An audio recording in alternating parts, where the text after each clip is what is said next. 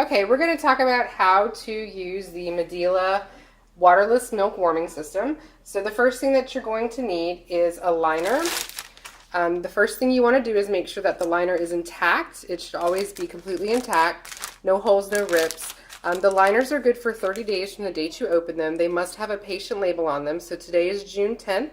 You need to label it that it expires July 10th, 30 days from the day it's opened. When you are done using it, the liner must be folded and placed in either this size or the one size larger Ziploc bag, placed in the bag and stored in the bins next to the warmers. If a liner is found not in a bag, it will be thrown away. So, liner, bag. When you're ready to use the warmer, you take your liner out. This tray must always be used. You open the warmer. Place the liner in. It's going to, under these two clips, and snap down.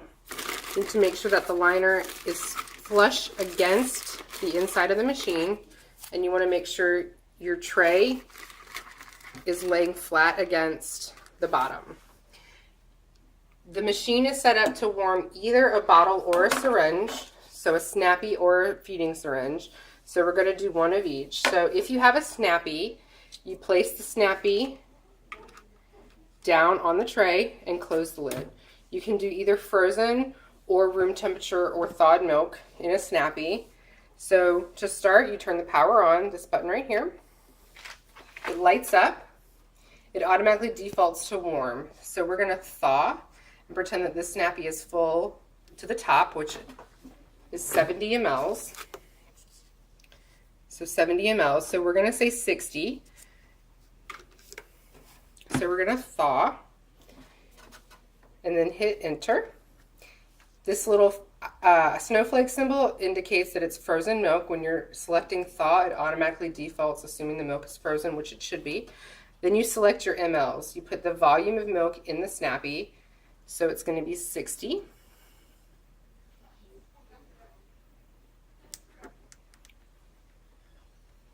Okay, so 60 mLs. Then you're going to hit start.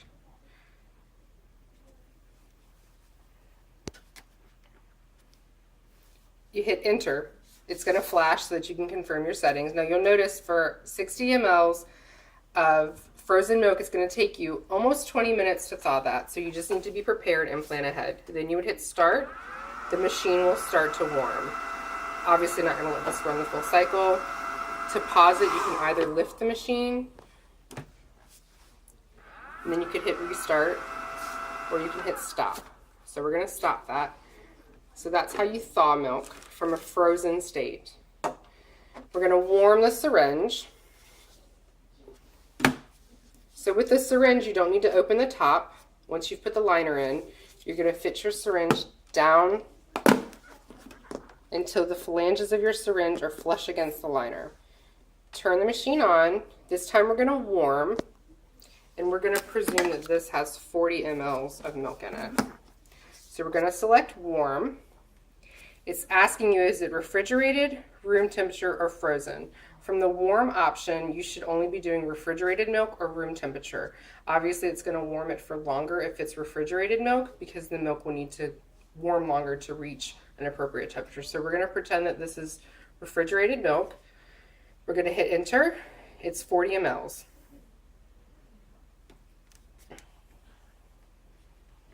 Once again, you hit enter to confirm. That's going to take about 9 minutes. Then you hit start, and the machine's going to start to warm your milk. It will beep at you when it's ready. This machine should stay in the feeding prep areas. We have them in pods 1, 3, and 4. This machine should never go into a patient's room. Once you've warmed or thawed your milk, you would remove your syringe. You would then remove your liner. If it's wet and needs to be dried, it needs to be taken to the patient room.